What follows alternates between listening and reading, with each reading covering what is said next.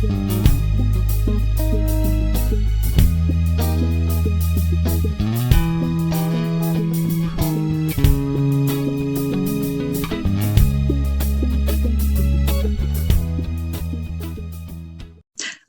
to Self-Love Breakthrough to a New You. I am Dr. Rhonda Smith.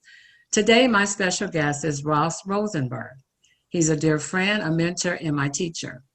Ross Rosenberg is a psychotherapist, international speaker, author, professional trainer, and expert on codependency, narcissism, gaslighting, and sex addiction.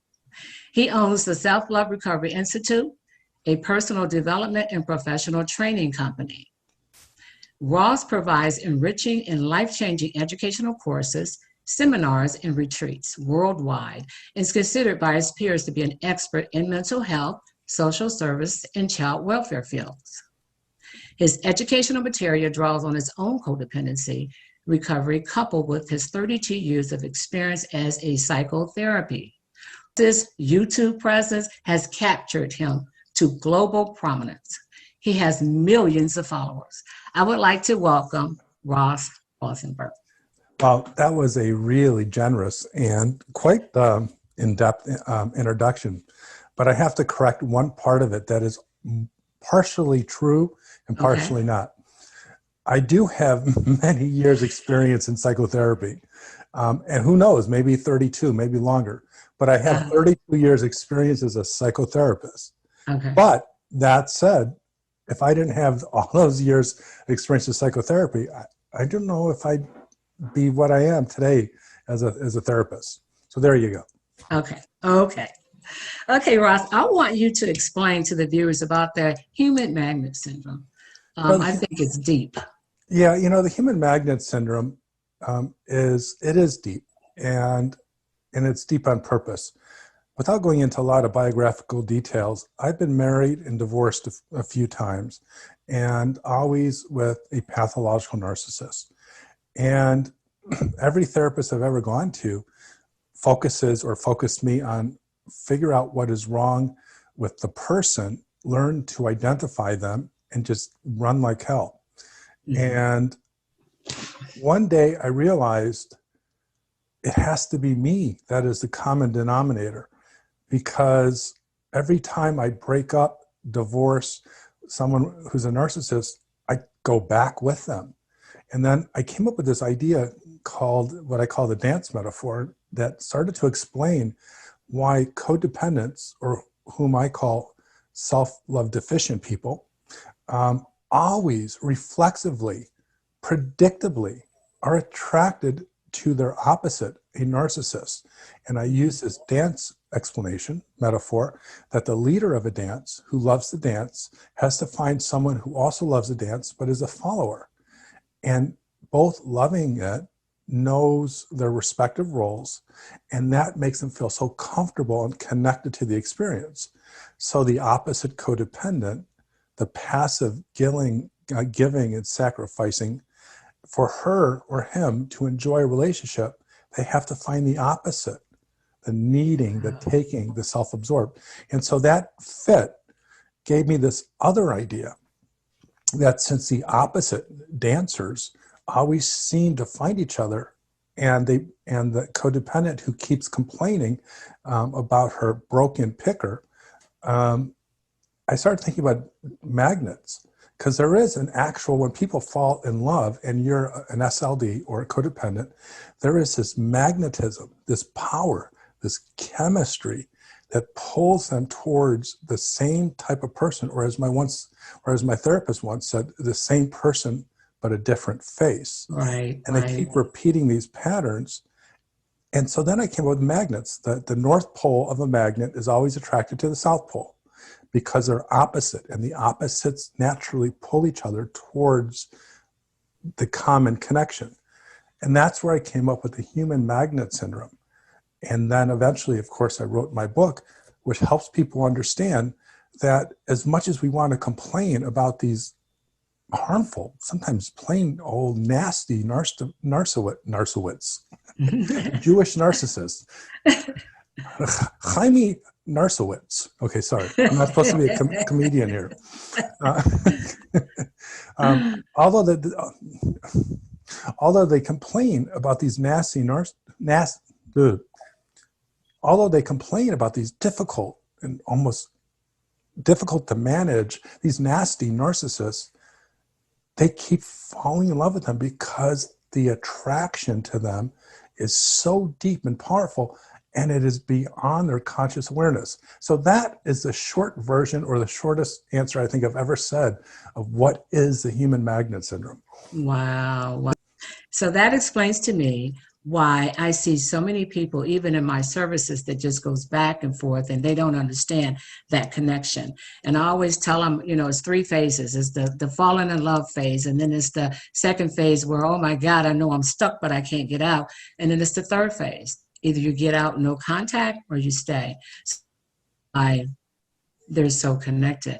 And I know the 2s you taught me, I think we started at 7 or 8, but they're so important because each of those steps will help you get to where you need to be. Can you explain a little bit about those? Yeah, actually, Ron, I want to first address something you said earlier. You're a very talented coach, and I am a psychotherapist. And right. Even if let's say some weird reason, you were perfect and I were perfect and the best of the best. Let's just imagine that. Right. We still would do things differently. And so the way you do things with my work is always going to be different than the way that I do things. Or I should say the way a psychotherapist does things is always going to be different than a coach. And so your steps aren't necessarily mine. So I want to affirm, embrace, and compliment you for how you've molded my human magnet syndrome and codependency cure work, which we're going to talk about, to your own approach. But my approach is based upon an understanding of what I call the self-love deficit disorder, or codependency pyramid, where we understand that this codependency thing, this SLDD, self-love deficit disorder, it's just a bunch of symptoms, and people, whether they look to someone to help them fix the symptoms. So if you go into a doctor and you have a cough and he keeps giving you coughing medication, it'll never go away because he never looked deep enough to find out you have asthma or you have some kind of congenital pulmonary or lung challenge. So what I've taught you and I've seen you do is we understand that if we're going to solve this codependency or self-love deficit disorder problem, we have to trace it back to what I call its original condition. And that begins, and if you think of a pyramid, and at the center, or I should say at the base, is attachment trauma, the experience of being harmed, abused, neglected, parentified as a child by a narcissist parent and often a codependent parent, because they go together. And from this horrible attachment trauma, which sometimes is so bad we don't even remember it. Think about that, going to therapy for something you don't remember. From the attachment trauma is core shame, is this feeling of being fundamentally broken, fundamentally not good enough, fundamentally disposable. And from the core shame is this feeling, this experience of pathological loneliness, this existential disease, this aching, this bone aching feeling that you cannot feel comfortable unless you're in a relationship. And from the pathological loneliness is the addiction, the SLDD addiction, or the codependency addiction, which is this compulsive drive, this insatiable desire that if you are not with a narcissist, if you are not in a relationship, you will do anything to get into a relationship. So the addiction is not to a narcissist, it's the need to medicate to solve the deep loneliness, like alcohol. Right. And so that's the codependency or SLDD addiction. You keep finding the same person to take away the pain. And then like any addiction, the problem becomes worse than the original problem. Then at the very top of the pyramid is SLDD, self-love deficit disorder, or codependency. And since most people go to a therapist or a coach who are well-meaning and well-intended, they focus on the symptoms and they never solve it. because Right. they not only don't understand what is this SLDD or codependency thing, but they don't know how to get to one step at a time to the original problem in order to solve it. You can't fix something if you don't solve. And Right. so the last part of your question is my 10 stages method. I created a 10-stage psychotherapy treatment program that resolves, or cures codependency or self-love deficit disorder. But I know that before we talked in this interview, you told me you were really interested in the whole idea of pathological loneliness and the addiction. So I'll let you tell me what the next question is, and I'll do my best in answering it. Okay. Well, you answered it. That was great. The pathological loneliness, because so many people have that and they don't understand it. Another thing that I think is so important for people to understand is codependency anorexia, because I was blown away with that. When people really think they're healed and they're not, and then they end up with another narcissist with a different mask. So let me tell you about codependency anorexia by answering, or actually explaining a bigger question. So the codependency anorexia question. Let me first give you some information that I think will be very helpful. In developing the human magnet syndrome concepts, I understood that codependency, or SLDD, is independent of personality type. So you can have, for those who are old like me, and remember All in the Family, Edith Bunker, who is a passive, salt of the earth, give whatever you can and don't complain. I call those passive codependents, or SLDs. And then I created another personality type. I call it active SLDs, or codependents. These are the same type of people that fall in love with narcissists, who don't ever leave despite all the harm, neglect, but they keep trying to change the person who has no intention to change or keeps lying about changing. These are the ones that spend all this energy trying to catch them lying, try to punish them, try to fight a fight that's not winnable. And then there is one of my newer categories, which actually I didn't teach you because your education program stopped before I created 2 more categories. And then the last one, of course, is the anorexia one, is cerebral codependency, or SLDD. Those are the ones that are intellectual. They're usually on the smart side. They read and read and read. And they believe that the more they read, the more that they devour in books or online programs or psychotherapy that's more educational than process-oriented, they will solve the problem.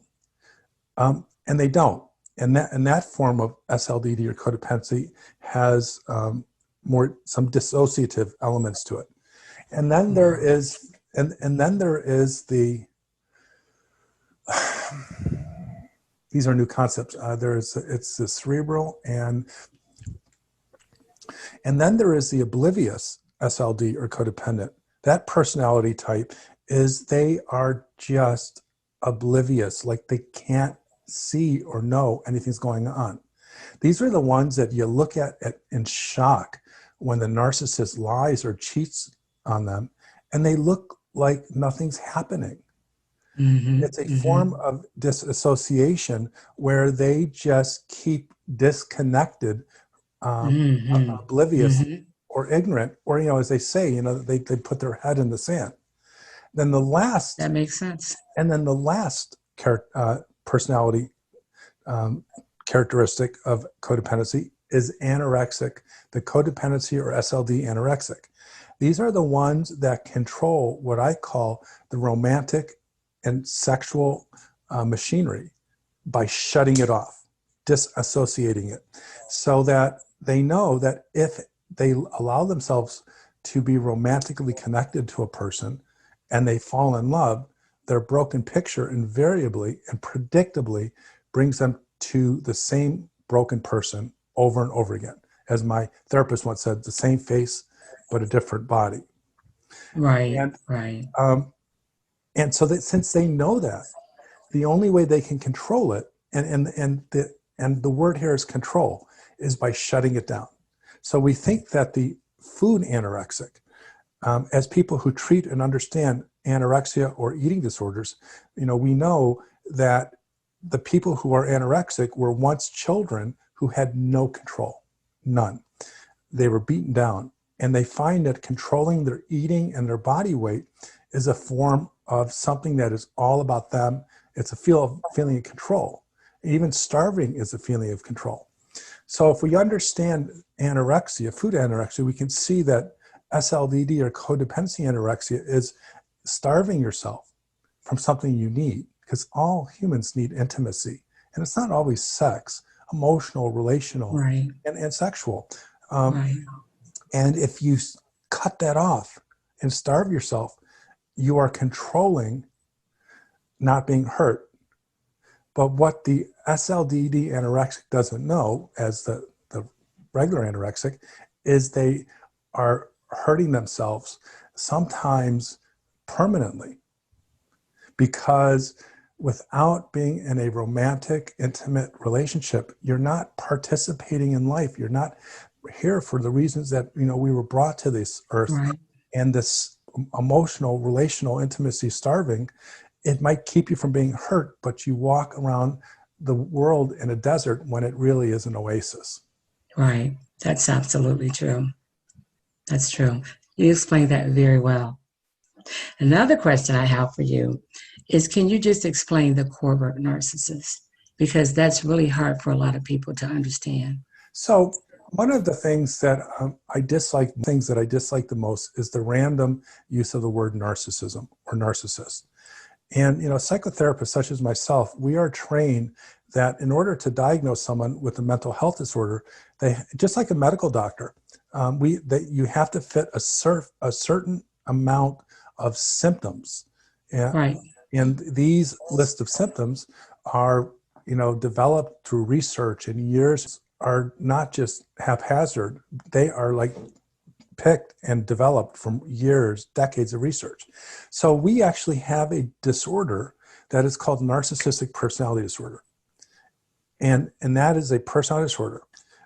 And that personality disorder is a person who is selfish, arrogant, pompous, know-it-all, entitled. They have these grandiose ideas that they are so much smarter and bigger, or important than they really are. That's grandiosity. It's a delusion of self-worth. So these narcissists demand attention. They need people to look up to them and like them. They steal the spotlight. They take over conversations. They control people. They need to feel better and smarter. But because they have a personality disorder, anyone with a personality disorder is unaware, for the most part, that there's something wrong with them. And that in itself makes giving them psychotherapy very difficult, because most pathological narcissists are not aware that there's anything wrong with them. They see all of their own faults that they can in other people, and they dislike them or they hurt them. We call that projection. So when I say pathological narcissist, I'm referring to either narcissistic personality disorder or two other disorders, which I include in the group.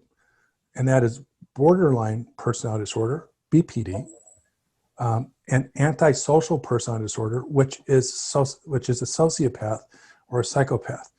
Those three disorders, personality disorders, all share the common theme of core narcissism and the obliviousness and inability to understand and know that there's anything wrong with them, and the tendency to project or blame others for their problems.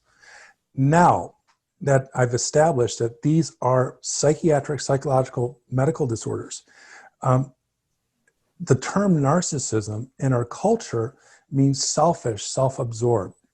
So I don't want to go into this in detail, but I created this whole theory and explanation, my relationship compatibility continuum, that explains that there are levels of this self-absorption or selfishness. And not everyone is a narcissist, but a lot of people can be selfish, self-absorbed, and have some of those symptoms. Just like not everyone is an SLD or codependent, but some people can be too caring, too sacrificing, too too caring or too sacrificing or altruistic. So narcissism is overused. So there's pathological narcissism, the personality disorders, and then there are these narcissistic traits that people at times overuse and overgeneralize. Right, right. And that's true. You explained that very well, because a lot of people don't understand the difference, and it is important to do that. That's good. Now that we understand codependency and what a pathological narcissist is, you explained that very well. Can you tell us now what do you do to help these people? Well, thanks for asking, because I think that's the big question that everyone has. My Human Magnet Syndrome book, in fact, it was very common for me to get feedback from people who read it who said they just loved it, but they said, okay, tell us what to do. And for years, I was telling people, well, before I tell you what to do, I have to tell you what it is, because the problem with treating codependency or self-love deficit disorder is therapists don't know what it is, and they're treating it the wrong way. So we need to know what it is. So after I wrote, the second version of the Human Magnet Syndrome, the one that's out that you can get online or in your bookstore, I started to put together what I would call the codependency cure, which is the practical, or what I call the what to do element of my work.